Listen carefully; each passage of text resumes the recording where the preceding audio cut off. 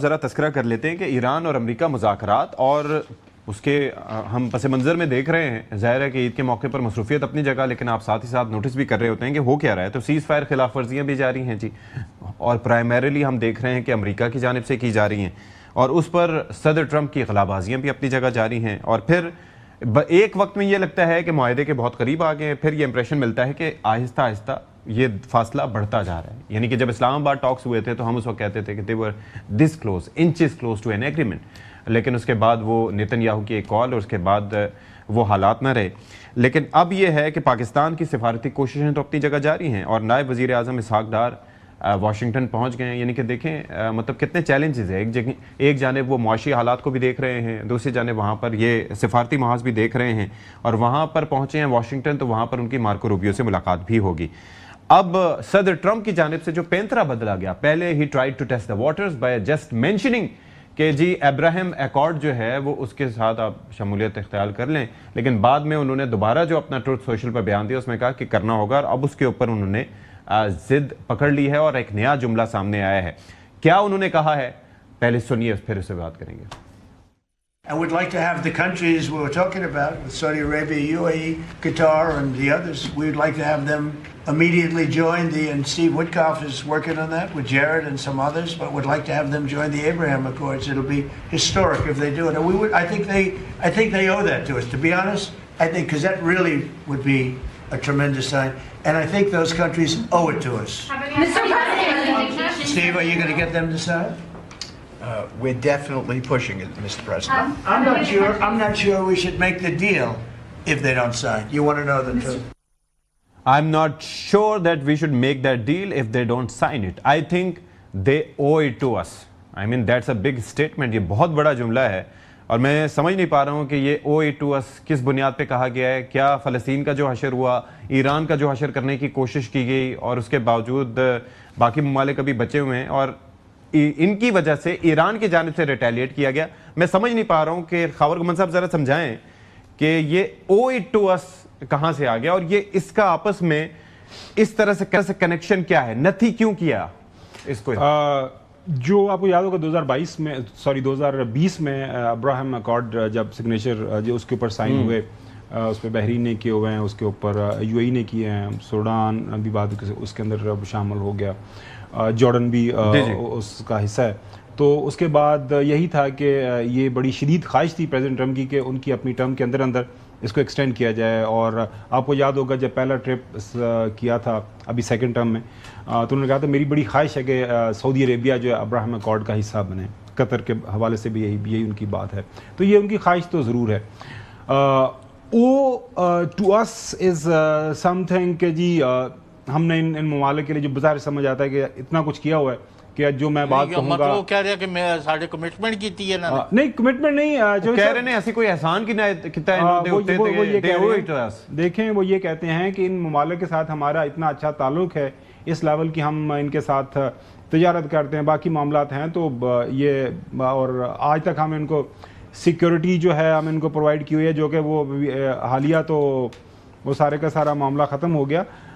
But still जो है president Trump और अमेरिकन एस्टैब्लिशमेंट ये समझती है कि ये जो पर्शियन गल्फ एमिरेट्स हैं, ममालिक हैं, उनकी हुकूमतें, उनका भी सोच है अमरीकियों की कि वो हमारी वजह से कायम है। अगर हम दोबारा वो शॉर्ट्स सुना सके, हालांकि अमान के साथ अमेरिका के ज़बरदस्त ताल्लुक़ रहे, और अमान ने कभी भी कोई एंटी यूएस स्टेटमेंट या कभी कोई ऐसा इकदाम नहीं उठाया।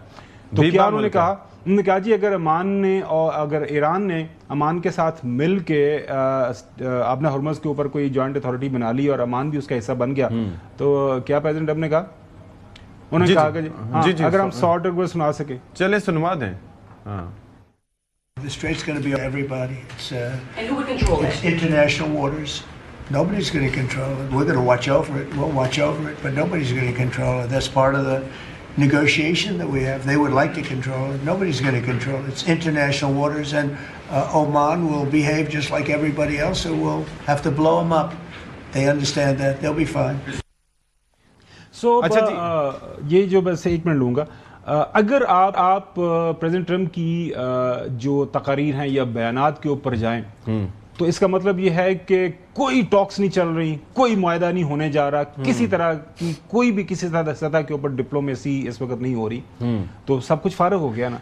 ठीक। लेकिन प्रेसिडेंट ट्रम्प, मैं अभी देख रहा न्यूयॉर्क टाइम ने एक बड़ा कंप्रीहेंसिव एनालिसिस किया है कि एक इशू के ऊपर प्रेसिडेंट ट्रम्प ने इतनी स्टेटमेंट्स दी हुई हैं, एक इशू के ऊपर। वो अगर आप दूसरे सेगमेंट में इजाजत देंगे तो हम बात की जा सकती है कि वो हर अपनी उन्होंने आर्गुमेंट को काउंटर किया हो और बिल्कुल उसको इंतहाई डायमेट्रिकली अपोज, बिल्कुल उसकी मुखालफ सिंध पे जाके।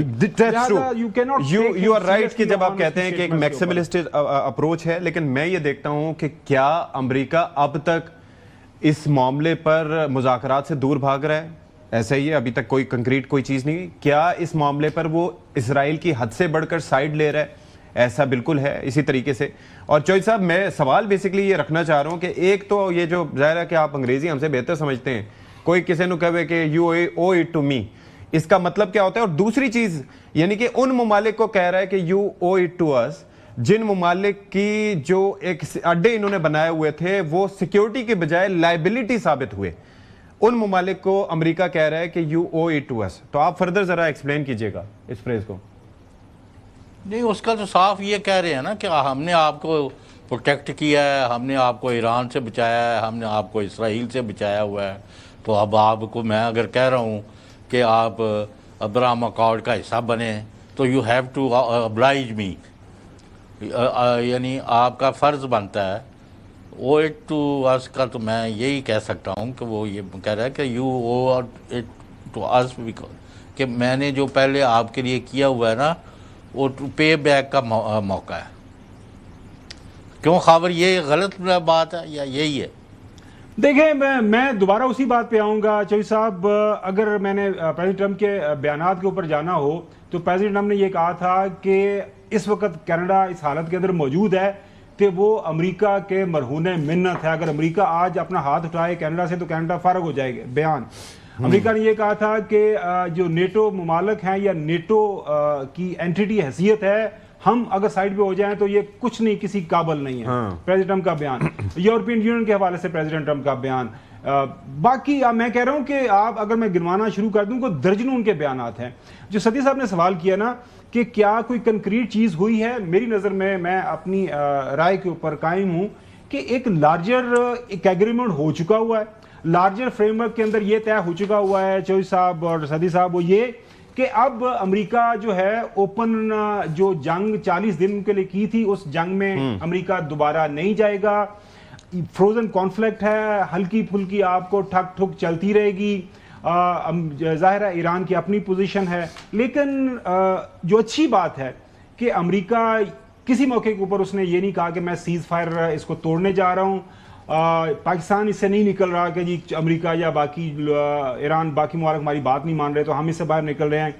जो ईरान है वो भी कह रहा है कि ठीक है वो थोड़ा बहुत चल रहा है लेकिन हम बातचीत कर रहे हैं और इसको जारी रखेंगे, हमें कंक्रीट मैयर चाहिए। और आज जो खबरें छपी हैं गार्डियन खबरें अखबार के अंदर, बाकी अखबार के अंदर, वो इस 60 दिन की जो एक डेडलाइन की सीज फायर की बात हो रही है, तो मामला को आगे बढ़ना है। दोबारा से बात दोहराता चलो, अगर किसी का ये ख्याल है सरी साहब कि वन फाइन मॉर्निंग कल जो है एक एग्रीमेंट होगा और किसी इंडियन फिल्म की तरह सारे हंसी खुशी रहना शुरू कर देंगे, ऐसा नहीं हो सकता। नहीं होगा। लेकिन मैं ये कह रहा हूं, मेरा ये मानना है कि जब आप कॉन्फ्लिक्ट है वो अब थोड़ा सा सुकड़ गया है। अब ये इसके ऊपर हल्की फुल्की लेकिन सुकड़ गया है कि आप ये सोचें कि इस पे किसी मुल्क की जानिब से जो जिन ममालिक को मुखातिब किया है उनकी जानिब से कोई रिएक्शन, कोई बयान सामने नहीं, यानी कि दे वर स्टन्ड। आपको याद है कि वो एक कॉन्फ्रेंस कॉल का भी उसमें तस्करा हुआ था उससे पहले, लेकिन दे वर स्टन्ड कि ये बीच में अब्राहम अकॉर्ड यानी कि जिसको रिलेट किया गया था, जिसका डायरेक्ट कनेक्शन था फलस्तीनियन इशू के साथ, कि ये प्रेसिडेंट अब बोंगियां मारते रहते हैं, इन इस बोंगी का जवाब देने की कोई जरूरत नहीं है हमें। लेकिन ये कैबिनेट के इजलास में और everybody was on it, so it has a different meaning. Sir cabinet के इजलास के अंदर प्रेसिडेंट ट्रम्प ने कितने बयान दिए हुए हैं? लेकिन मेरी एक बात सुने ना, जिस तरीके से आप 2 महीने तो हो गए हैं ना जंगबंदी को। सर जंगबंदी, सर मैं एक बात बताऊं आपको, ये जो बंदर अब्बास की साइड पे या इधर उधर जाके वो बमबारी कर रहे हैं, ऑन एंड ऑफ छेड़छाड़ कर रहे हैं, वो तो अब ईरान के ऊपर है कि वो पाकिस्तान के कहने पे काफी बर्दाश्त और तहम्मुल से काम ले रहा होगा, रिटेलिएट कर भी रहा होगा। लेकिन सीज फायर जो एक्चुअली सीज फायर का वर्ड है वो तो मुझे उस तरह से होता हुआ, यानी कि छेड़छाड़ भी आप करते रहो। पहले कभी कहो कि जी लबनान इसमें शामिल नहीं होगा, फिर कभी कहो कि स्टेट ऑफ हॉर्मस पे कंट्रोल ईरान का नहीं होगा, फिर कभी कहो कि न्यूक्लियर भी उनको देना होगा, फिर कभी कहो कि जी इब्राहिम अकॉर्ड को भी इसमें शामिल कर लें। तो ये फिर ये तो it seems like a different Jalil opinion साहब, टू मी। 40 दिनों में 47,000 हमले होना एक बात है, और 60 दिनों में 2 हमले होना बहुत बड़ा फर्क है। आप अंदाजा करें ना। मैं जाहिर है अमेरिका से मैं क्यों लिटरल टर्म्स यू में राइट, बात यू कर रहे राइट, हैं। I agree, I agree. इत्तेफाक और उस खबर मुल्क की आप बात हो मुझे रही है। ये बताएं, आप मुझे ये बताएं कि जो अमेरिकी कांग्रेसमैन हैं वो क्या कह रहे हैं। वो कह रहे हैं कि जी आपने कहा हम उनका न्यूक्लियर प्रोग्राम ख़त्म कर रहे हैं, हम उनका मिसाइल सिस्टम तबाह कर रहे हैं, हम उनकी capacity to challenge Israel and America उसको ख़त्म कर रहे हैं, हम फलां जंग जीत रहे हैं। हम उनके इसमें तो कोई भी आपका मकसद हासिल नहीं हुआ।